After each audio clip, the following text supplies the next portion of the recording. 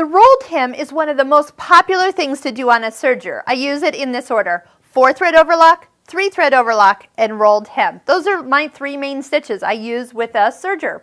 So the first thing you're going to do is remove the left needle, which I've already done, and then we're going to start by changing some settings. And it's one thing nice if you want to do a little test is go ahead and see and sew after you make each setting change what it looks like, because you'd be surprised how different things look. So for example, if we just go ahead and take our stitch as it's set up, just like a regular 3-thread, okay?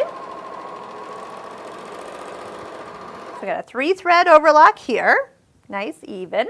But then I'm going to take the stitch finger. Stitch finger needs to be removed. And all you have to do is just pull this button towards you. Now, without doing anything else, I'm going to just go ahead and serge again. Because that stitch finger is not there, the stitch becomes about half the size. Kind of starts to make the seam even smaller. So if you're ever stitching along and wonder why your seam is so narrow, maybe it's because you forgot to push that in at the end of the rolled hem use, which is probably the most common thing I see when people switch back from a rolled hem or go to a 4th thread and it kind of looks a little wimpy. Well, it's just because the stitch finger didn't get pushed. Okay, so we're going to leave that out. Now we're going to start to tighten up our lower looper tension. So you can go up to 7 or 8 depending on the fabric that you're stitching on, and let's compare the difference here. So now what we're getting is the lower looper is pulling the upper looper all the way around to the other side. There we go. There's the rolled hem. All right, so the red thread kind of tucks everything down below over here.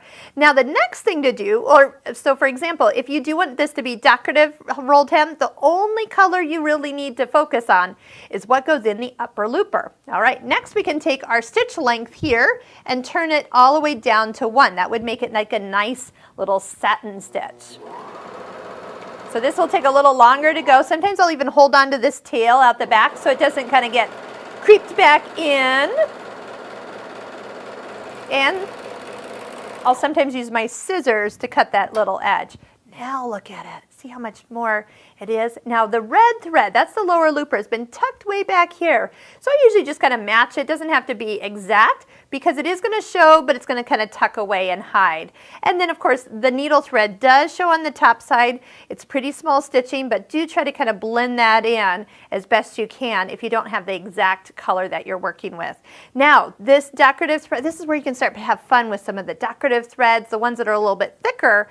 You just want to make sure that you don't make the stitch length so small that it piles up. You'll probably be maybe a little bit above 1 if you're using decorative thread. Also too, your decorative thread's going to go into the upper looper tension. Machine doesn't know you put it in there, so give it a little bit of a leeway. Turn it down to a lower tension, down to 2 or 3, just depending on how thick that thread is. If you're using really heavy, chunky, heavy thread, you're going to also probably not do it on a really lightweight fabric. You'll do it on something that's a little bit more, has a little bit more substance to it, that the decorative thread can kind of roll over and then fill in nicely along that edge. Just keep in mind some stitches are overkill for some fabrics. Just kind of use your lighter weight stitches for your lighter weight fabrics and your beefy or bulkier stitches for your heavier weight fabrics. The other thing that can be changed is actually your cutting width. Depending on where your knife is will depend on how much fabric is trying to roll in there. So if you're getting a lot of roll, it's kind of hard to roll, take that knife, bring it in towards the needle, so to a smaller number, and that will leave less for it to kind of have to peel over that edge. So between all those adjustments, you should be good to go no matter what thread you choose.